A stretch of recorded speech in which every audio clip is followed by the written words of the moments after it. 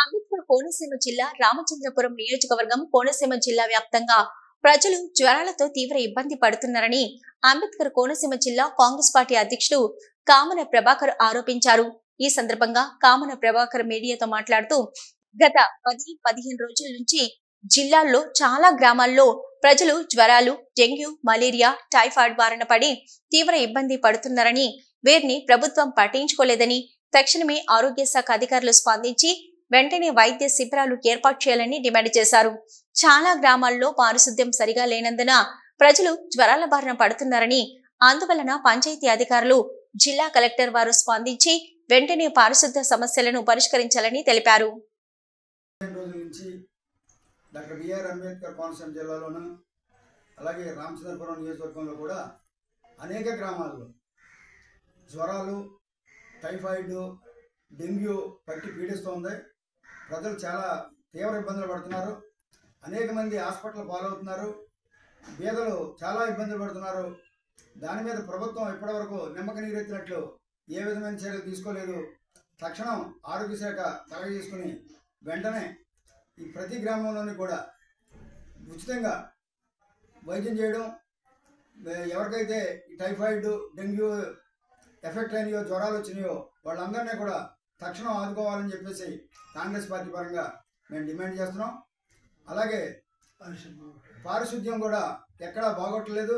ప్రతి గ్రామంలో కూడా దాని మీద జిల్లా పంచాయతీ అధికారి, జిల్లా కలెక్టర్ కూడా దీని మీద ప్రత్యేక శ్రద్ధ వహించి ఈ యొక్క జబ్బులు అరికట్టాలనుకుంటే ముందు పారిశుద్ధ్యం కూడా చాలా ముఖ్యం. దాని మీద ప్రత్యేక శ్రద్ధ తీసుకుని ఈ యొక్క జబ్బులు లేకుండా చేయాలని చెప్పేసి కాంగ్రెస్ పార్టీ పరంగా డిమాండ్ చేస్తున్నాం. అట్లాగే ఈవేళ ఆగస్టు నెల వచ్చింది. ఎప్పటికే ఆగస్టు నెల పూర్తవుతుంది.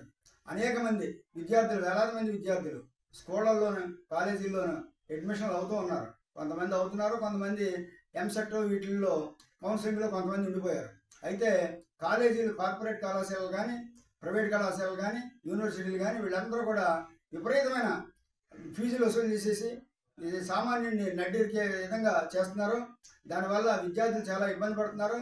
తక్షణం ఈ ఫీజులన్నీ కూడా కాలేజీల్లో ఇంటర్మీడియట్కి ఎంత రేటు, అలాగే గ్రాడ్యుయేషన్కి ఎంత ఫీజు వసూలు చేయాలి, అలాగే పోస్ట్ గ్రాడ్యుయేషన్కి ఎంత, అలాగే ఇంజనీరింగ్ సీట్లకి ఎంత అన్నది, యూనివర్సిటీలో ఎంత, కాలేజీల్లో ఎంత అన్నది ఖచ్చితంగా ప్రతి కాలేజీ బయట అందరికీ తెలిసే విధంగా డిస్ప్లే చేసి ఆ రేట్లని, అక్కడ ఫీజులు ఎంత తీసుకోవాలన్నది డిస్ప్లే చేసి ఆ ఫీజులకే సీట్లు ఇచ్చే విధంగా చర్య తీసుకోవాలని చెప్పి మరి ఈ మానవ వనరుల శాఖ మంత్రి అయినటువంటి నారా లోకేష్ గారికి విద్యార్థుల పట్ల చాలా చిన్నచూపు కింద ఉంది. ఆయన ఏదో యువతనే, విద్యార్థులను నేను ఎంతో ఎంకరేజ్ చేస్తానన్న పెద్ద మనిషి ఈవేళ కాలేజీల మీద ఎందుకు ఆయన చర్య తీసుకోలేకపోతున్నారు?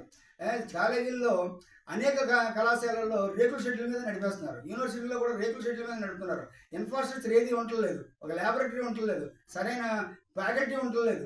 ఏమీ లేకపోయినా లక్షలాది రూపాయలు ఫీజులు వసూలు చేసి వాళ్ళు దుర్మార్గమైన ఆలోచనతో ఉన్నారు. ఈ ప్రభుత్వం తక్షణం చర్య తీసుకోవాలని, సక్రమంగా విద్యార్థులకి మంచి విద్యను అభ్యసించే విధంగా చర్యలు తీసుకోవాలని చెప్పి కాంగ్రెస్ పార్టీ పరంగా డిమాండ్ చేస్తున్నాం.